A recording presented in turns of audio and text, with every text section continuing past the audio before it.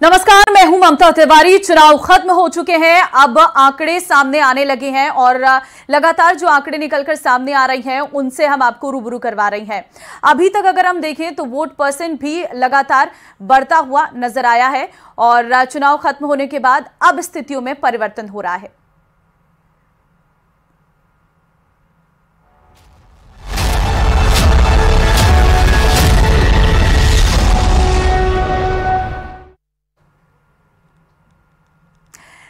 तो फिलहाल आपको बता दें कि अब स्थिति मजबूत है और साथ ही साथ अब आपको हम हमारी खास पेशकश में दिखाएंगे। इस बार का राजस्थान विधानसभा चुनाव बेहद रोमांचक रहा, जिसका असर मतदान प्रतिशत पर भी नजर आ रहा है। 2018 के मुकाबले इस बार मतदान प्रतिशत में 0.73% का इजाफा हुआ है और सबसे अच्छी बात यह रही कि इस बार के चुनावों में आधी आबादी की भागीदारी पुरुषों के मुकाबले ज्यादा रही।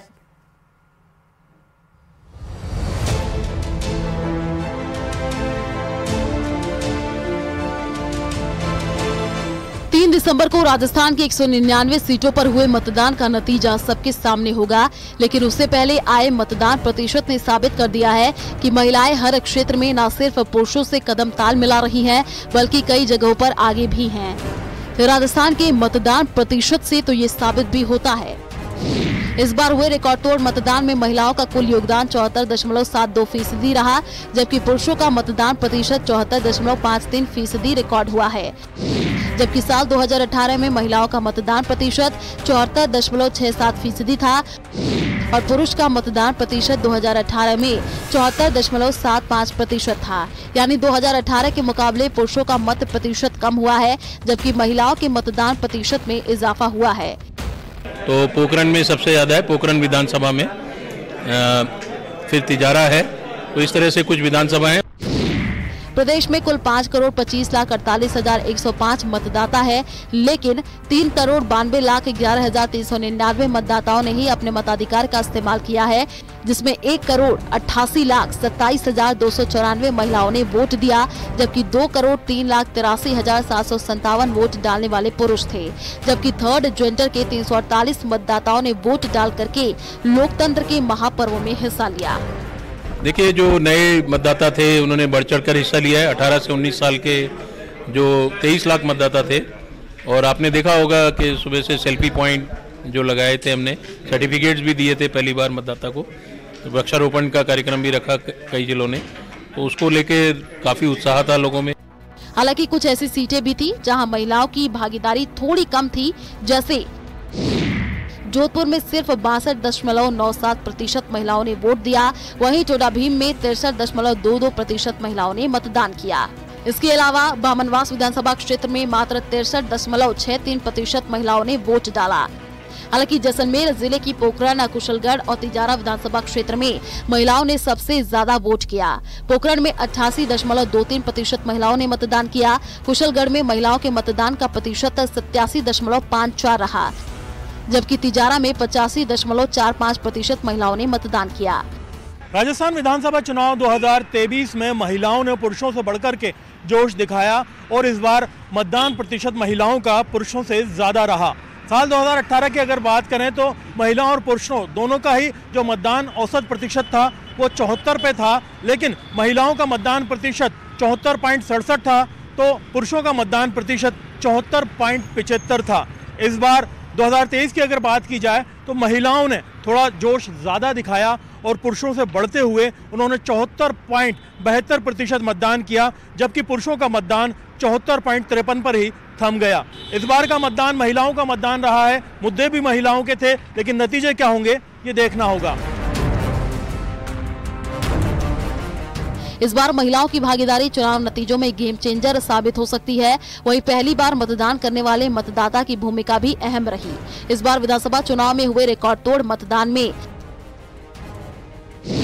मत प्रतिशत का आंकड़ा 75.45% रहा, जिसमें पोस्टल बैलेट्स भी शामिल हैं।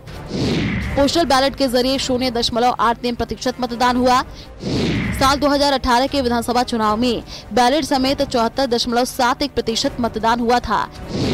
यानी इस बार मत प्रतिशत में 0.73% का इजाफा हुआ है। सबसे ज्यादा मतदान कुशलगढ़ विधानसभा क्षेत्र में सबसे ज्यादा मतदान 88.13% रहा। 2018 में कुशलगढ़ में 86.13% मतदान हुआ था, जबकि सबसे कम 61.24% मतदान आहोर विधानसभा क्षेत्र में रहा। यहाँ 2018 में 61.53% मतदान हुआ था। अगर बात करें किस विधानसभा क्षेत्र में मतदान का प्रतिशत बढ़ा और कहां सबसे कम रहा, तो उनमें कहां बढ़ा मतदान प्रतिशत। बसेड़ी विधानसभा क्षेत्र में मतदान 9.6% बढ़ा। तारानगर में 7.65% मतदान बढ़ा। आसपुर में 7.01% मतदान में बढ़ोतरी हुई है। अगर मतदान प्रतिशत घटने की बात करें तो मतदान में गिरावट फलौदी में सबसे ज्यादा 7.15% रही। हिंडौन में मतदान प्रतिशत में गिरावट 6.10% रही और जैसलमेर में मतदान में गिरावट 4.79% दर्ज की गई है।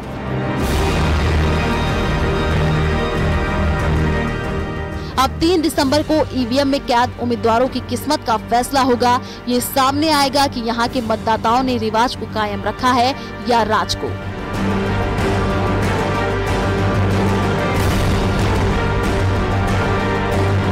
उम्मीद की जानी चाहिए कि प्रदेश के अंदर मतदाताओं को जागरूक करने की ये जो मुहिम थी, इसके नतीजे भी सुखद आए और इसी तरीके से प्रदेश का मतदाता और भी जागरूक होता रहे।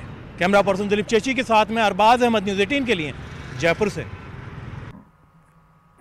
प्रदेश में महिलाएं आधी आबादी का नेतृत्व करती हैं, सियासी पार्टियों का बड़ा वोट बैंक मानी जाती हैं, लेकिन बारी जब बराबरी की आती है तो सियासी पार्टियां कदम पीछे हटा लेती है।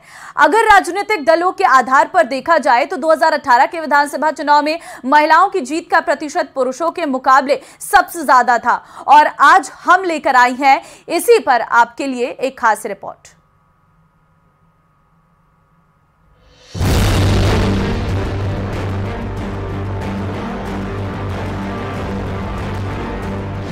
किसकी बनेगी सरकार, किसके सिर सजेगा ताज।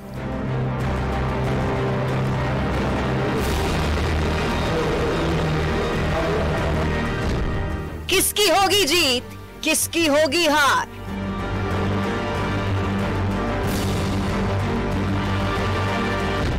आधी आबादी ने किया राजा का फैसला।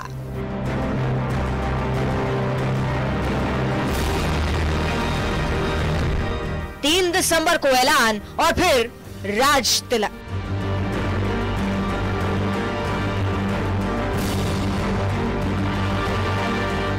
दो 2018 के विधानसभा चुनाव में कुल उम्मीदवारों के मुकाबले महज 8% और 2023 के चुनाव में 10% महिला उम्मीदवार चुनावी मैदान में है। कांग्रेस इस चुनाव में 14% यानी कि 28 महिलाओं को टिकट दे चुकी है, जबकि बीजेपी ने 10% यानी कि 20 महिलाओं को प्रत्याशी बनाया। राजस्थान में कुल 5 करोड़ 29 लाख मतदाता हैं, जिनमें महिला वोटरों की संख्या 2 करोड़ 53 लाख है। पिछले चुनाव में महिलाओं की सफलता पुरुषों के मुकाबले ज्यादा मिली थी। 2023 के विधानसभा चुनाव में बहुजन शोषित समाज संघर्ष समता पार्टी एकमात्र ऐसी पार्टी है जिसने केवल 3 उम्मीदवार उतारे हैं और तीनों महिलाएं हैं। वहीं अन्य सियासी दलों के आंकड़ों पर नजर डालें तो बहुजन समाज पार्टी ने अपने कुल 185 उम्मीदवारों में से 22 महिलाओं को टिकट दिया है, जो लगभग 12% है। आम आदमी पार्टी ने 86 में से 5 महिलाओं यानी कि 6%, आरएलपी ने 78 में से 5 महिलाओं, आजाद पार्टी ने 47 में से 4 महिलाओं, बीटीपी ने 17 उम्मीदवारों में से 1 महिला को मैदान में उतारा, जबकि सीपीआई ने एक भी महिला को टिकट नहीं दिया। महिलाओं की भूमिका के बारे में अपने विचार व्यक्त करना चाहती हूँ। हमारे देश के सर्वोच्च पद पर महामहिम द्रौपदी जी मुर्मू राष्ट्रपति पद पर चयनित है, जो कि देश में महिलाओं के विकास व हिस्सेदारी को प्रस्तुत करता है। किंतु बात करें इस बार के विधानसभा चुनावों की, तो महिलाओं की हिस्सेदारी को शून्य रखा गया। गत 2018 के विधानसभा के चुनावों में जिन भी महिलाओं को टिकट दिया गया, उनमें से अधिकांश विजेता रहे। जब महिलाओं की हिस्सेदारी की बात आती है तो अक्सर देखा गया है ये दोनों पार्टियां कदम पीछे कर लेती है और महिला को निचले पायदान पे खड़ा कर दिया जाता है। इस बार 20 टिकट भाजपा ने महिलाओं को दी, 28 टिकट कांग्रेस ने दी। आंकड़ों के हिसाब से देखा जाए तो 8 से 10% भागीदारी महिला की रही। जब भी चुनाव आते हैं तब सियासी पार्टियां महिलाओं को रिझाने की पूरी कोशिश करती हैं, लेकिन जब बारी राजनीतिक तौर पर हिस्सेदारी की आती है तो पार्टियां महिलाओं को निचले पायदान पर रख देती हैं। फिलहाल 3 दिसंबर को काउंटिंग है, उसी दिन जीत और हार का फैसला हो जाएगा, जिसका अब सबको बेसब्री से इंतजार है। Bureau report, news 18 Rajasthan.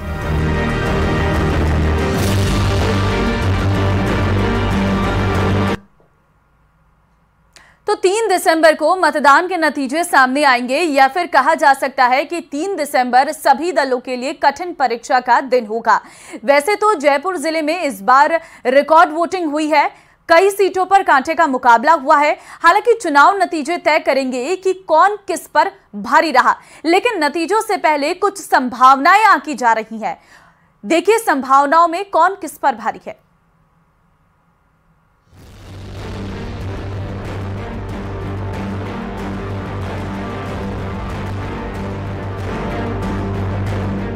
Jaipur जिले में कौन किस पर भारी पड़ेगा ये नतीजे तय करेंगे, लेकिन इस बार जयपुर में इन चुनावों में कांटे की टक्कर है। पहली बार यहां पर 75.91% मतदान हुआ। कांग्रेस बीजेपी के अलावा कई सीटों पर निर्दलीयों ने दोनों ही पार्टियों के समीकरण बिगाड़े हैं। शाहपुरा, बस्सी, चौमू और झोटवाड़ा में निर्दलीयों ने भी अपनी दमदार मौजूदगी दर्ज कराई।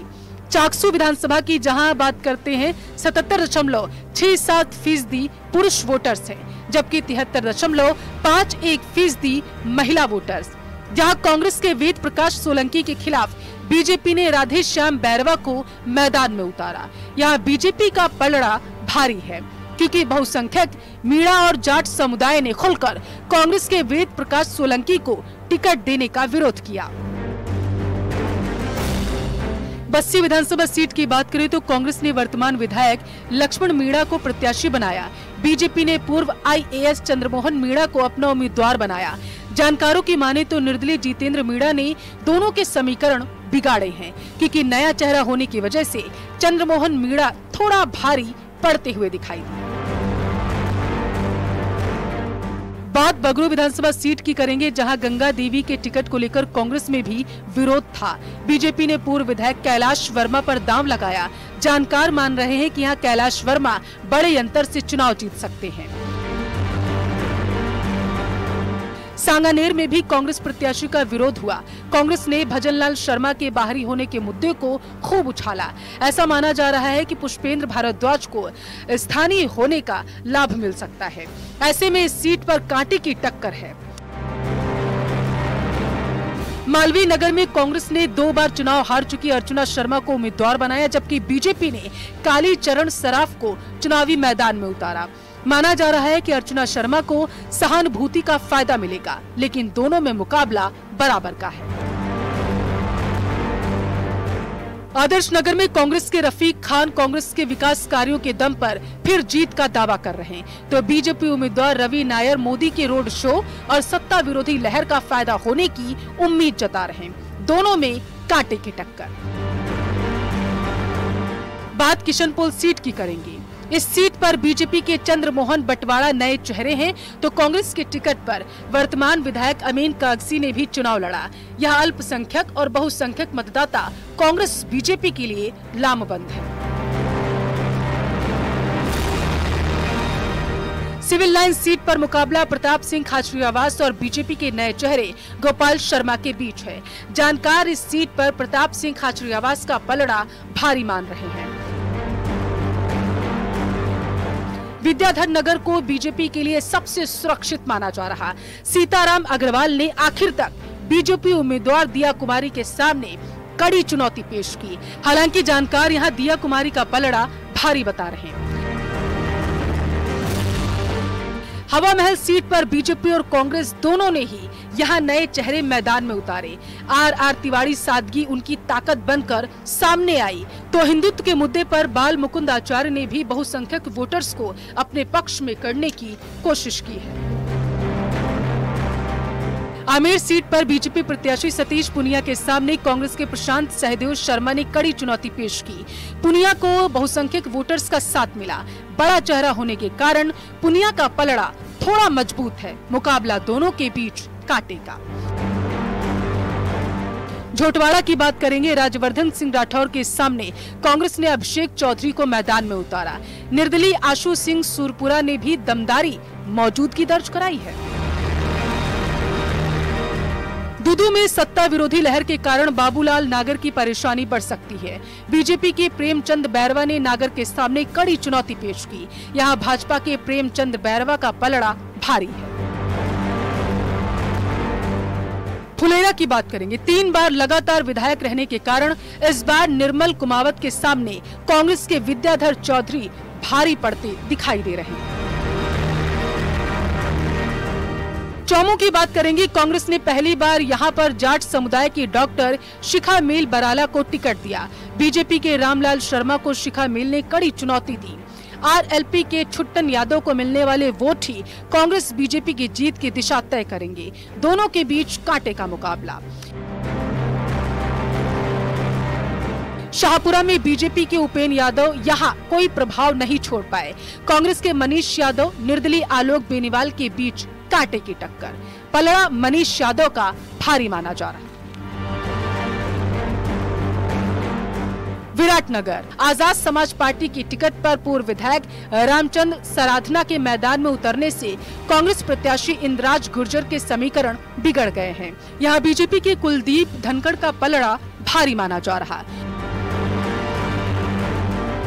कोटपुतली में कांग्रेस के राजेंद्र यादव और बीजेपी के हंसराज पटेल में कांटे की टक्कर। हालांकि जानकार मान रहे हैं कि निर्दलीय मुकेश गोयल ने दोनों ही उम्मीदवारों के समीकरण बिगाड़े हैं। यहां कांग्रेस का पलड़ा थोड़ा मजबूत माना जा रहा है। बाबूलाल धायल, न्यूज़ 18 जयपुर।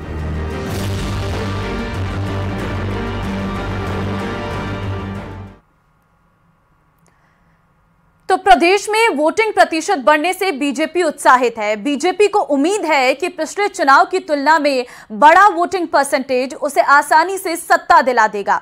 वहीं कांग्रेस भी सरकार रिपीट होने का दावा कर रही है। ऐसे में सभी को इंतजार है 3 दिसंबर का। हालांकि कई सीटों पर मुकाबला बड़ा ही टाइट है और इसी चुनावी फाइट पर हमारी ये रिपोर्ट देखिए।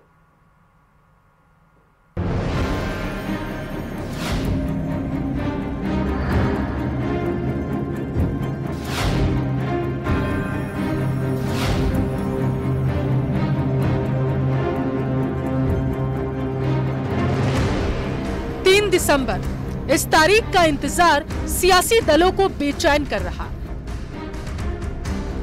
हर तरफ से जीत का शोर सुनाई दे रहा।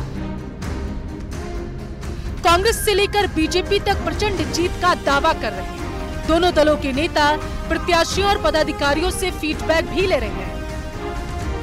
सीटों का आकलन किया जा रहा है और इसी आकलन के आधार पर अपनी अपनी जीत का दावा किया जा रहा है। रेगिस्तान में हुई प्रचंड वोटिंग को सभी दल अपने पक्ष में बता रहे हैं। देखिए, मैं यही कह सकता हूं कि प्रचंड बहुमत के साथ भारतीय जनता पार्टी की सरकार बन रही है। हम लोग जो असेसमेंट कर रहे हैं, असेसमेंट में बहुत अधिक सीटें आ रही है। नतीजे आने दीजिए, लेकिन इतना जरूर है प्रचंड बहुमत से भारतीय जनता पार्टी की सरकार बन रही है। लेकिन आपने 5 साल जो पाप किया है, उस पाप की सजा लोगों ने उस ईवीएम पर कमल का बटन दबाकर निकाली है। विश्वास जताया है भारतीय जनता पार्टी के ऊपर, विश्वास जताया है डबल इंजन की मोदी सरकार के ऊपर, और यही विश्वास है कि मतदान का प्रतिशत भी बढ़ा और भाजपा को अभूतपूर्व समर्थन, स्नेह और आशीर्वाद भी दिया। सीएम अशोक गहलोत ने भी जीत का दम भरा। गहलोत को उम्मीद है कि उनके काम के दम पर वो चुनाव जीत रहे। कोई एंटी इनकम्बेंसी नहीं है। जनता ने फिर भी उनकी परवाह नहीं करी। इसके लिए मैं जनता को साधुवाद देता हूँ, बधाई देता हूँ, धन्यवाद देता हूँ। उनके भड़काने में नहीं आए, ये बहुत बड़ी उपलब्धि मानता हूँ कि जो हमारी अप्रोच थी सरकार की, जो हमारी स्कीमें थी, जो हमारे कानून बनाए हम लोगों ने, जो हमने गारंटी दी और जो माहौल बनाया विकास का, तो विकास का मॉडल बन गया राजस्थान के अंदर।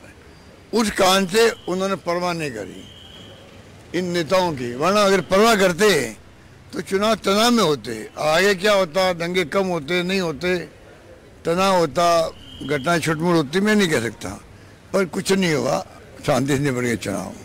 तो मैं बधाई देना चाहूँगा पब्लिक को और उम्मीद करता हूँ कि स्पष्ट बहुमत कांग्रेस को मिलेगा।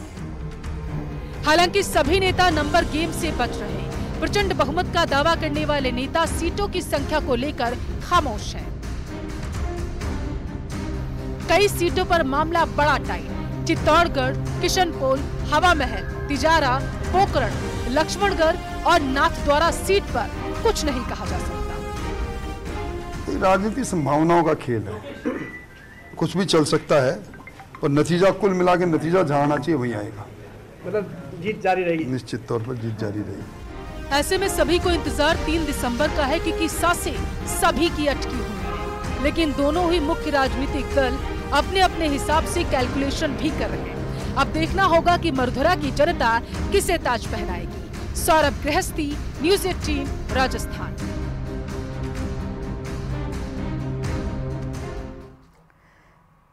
प्रदेश की पूर्व मुख्यमंत्री वसुंधरा राजे ने रविवार को उस दरबार में शीश नवाया जिसे पूरे देश की राजनीतिक हस्तियां अपना संकट मोचक मानती हैं।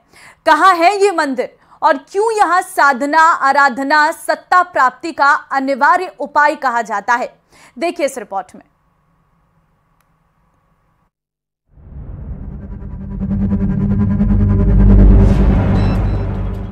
मतदान हुआ बम्पर, किसका आएगा नंबर?